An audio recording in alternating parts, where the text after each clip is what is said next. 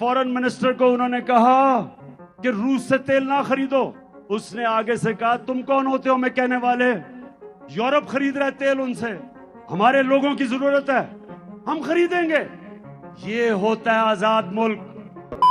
साल 2019 में पीएम मोदी दूसरी बार सत्ता में आते हैं और इस बीच हमारे फॉर्मर विदेश मंत्री सुषमा स्वराज जी की डेथ हो जाती है और एक बड़ा सवाल उठता है कौन होगा भारत का अगला विदेश मंत्री। इस बीच एक दिन PM Modi doctor S Jaishankar ji को सरप्राइज कॉल करते हैं और बोलते हैं हम आपको भारत का अगला विदेश मंत्री बनाना चाहते हैं और हम दुनिया को दिखाना चाहते हैं कि भारत की फॉरेन पॉलिसी इंडिपेंडेंट है और हमारा विदेश नीति किसी के अधीन में नहीं है। इंडिया को आत्मनिर्भर बनाना हमारा सबसे बड़ी प्रायोरिटी है। पीएम मोदी जी की इस बात को सुनकर डॉक्टर एस जयशंकर सिर्फ एक बात बोलते हैं, we will do it sir. और उसके बाद डॉक्टर एस जयशंकर बन जाते हैं भारत के एक्सटर्नल अफेयर्स मिनिस्टर और वो हमारे विदेश नीति को इस तरह बनाए और हमारे फॉरेन पॉलिसी को इस मुकाम तक पहुंचाए जिसको देखकर दुश्मन देश भी एस जयशंकर जी और इंडिया की फॉरेन पॉलिसी की तारीफ करने से पीछे नहीं हटते हैं। तो आइए आज की स्पेशल रिपोर्ट्स में समझते हैं कैसे डॉक्टर एस जयशंकर जी भारत की डिप्लोमेसी को यस मैन से बनाए बॉस मैन और कैसे बने भारत की brand ambassador. Why Subramaniam Jaishankar? Subramaniam Jaishankar became the first former foreign secretary to become a cabinet minister when he was inducted into the Council of Ministers at a glittering ceremony in the forecourt of the Rashtrapati Bhavan. Jaishankar, a career That Europe's problems are the world's problems, but the world's problems are not Europe's problems. If you are looking at energy purchases from Russia, I would suggest that your attention should be focused on Europe. तो उन्होंने कहा कि रूस से तेल ना खरीदो, उसने आगे से कहा तुम कौन होते हो मैं कहने वाले। सुब्रमण्यम जयशंकर जी का जन्म 9 जनवरी 1995 को दिल्ली के एक तमिल फैमिली में हुआ था।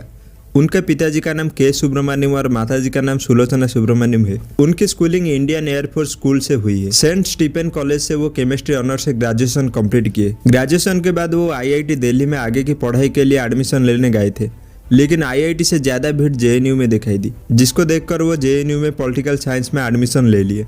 पॉलिटिकल साइंस में उनके इंटरेस्ट बढ़ते गए और इस फील्ड में वो आगे की पढ़ाई पूरी की।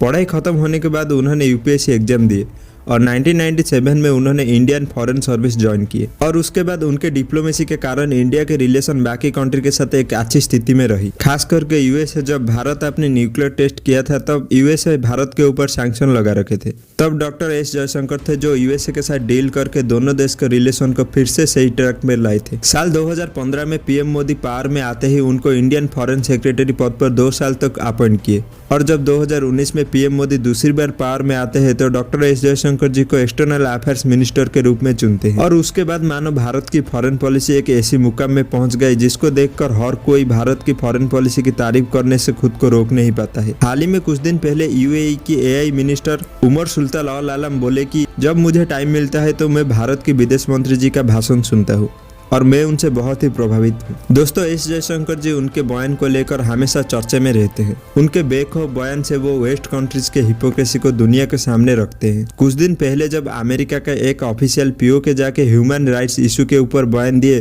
तब एस जयशंकर जी उसका तुरंत रिप्लाई किए कि हम भी अमेरिका में जो ह्यूमन राइट्स का हनन हो रहा है उस पर अपने विचार रख सकते हैं। कुछ दिन पहले अमेरिका पाकिस्तान का F-16 डील हुआ था, जिसके बाद एस जयशंकर जी इसका जवाब में बोले कि यूएसए किसी देश को मूर्ख नहीं बना सकता। हम जानते हैं कि ये फाइटर जेट फ्यूचर में किसके खिलाफ यूज होगी। And you are talking of an aircraft like the capability of the F-16. I mean, everybody knows, where they are deployed and what is the use and what capability. So, you're not fooling anybody by saying this. हाल ही में Australia यात्रा के दौरान उनके एक और बयान बहुत ही चर्चे में था कि रशिया हमारा चॉइस नहीं मजबूरी था, क्योंकि वेस्टर्न वर्ल्ड कभी भी भारत का साथ नहीं दिया था। रशिया यूक्रेन वार के दौरान जब भारत पर प्रेशर था रशिया से ऑयल खरीदने का, तब एस जयशंकर जी बोले थे जितने ऑयल हम साल भर में खरीदते हैं उतनी ही ऑयल यूरोप सिर्फ आफ्टरनून में खरीद लेता है और यूरोप की हिपोक्रेसी को दुनिया के सामने रखे थे। I don't want to sound argumentative, but then tell me if buying Russian gas is not funding the war?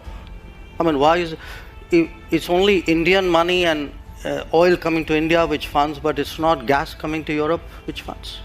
I mean, look, somewhere, let's be a little even-handed. Looking at energy purchases from Russia, I would suggest that your attention should be focused on Europe. इस तरह जब जब भारत की foreign policy के ऊपर सवाल उठाए तब जयशंकर जी उसका करारा जवाब दुनिया को दिए हैं। यहाँ पर कुछ लोग का कहना है कि भारत की फॉरेन पॉलिसी बहुत ही आरोगेंट हो चुका है, लेकिन डॉक्टर एस जयशंकर जी का यहाँ पर कहना है कि इंडिया की फॉरेन पॉलिसी आरोगेंट नहीं, अब हम कॉन्फिडेंट है। अब वो इंडिया नहीं रहा कि जब किसी देश भारत को कुछ बोले तो भारत चुप रहे। अब हम काउंटर क्वेश्चन करते हैं।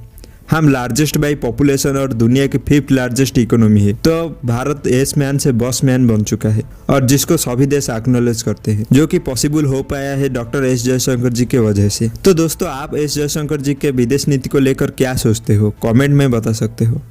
आशा करता हूँ आज की स्पेशल रिपोर्ट से आपको कुछ वैल्यू मिली होगी। वीडियो अगर अच्छी लगी तो लाइक करो और इसी तरह का स्पेशल रिपोर्ट्स के लिए चैनल को सब्सक्राइब करो।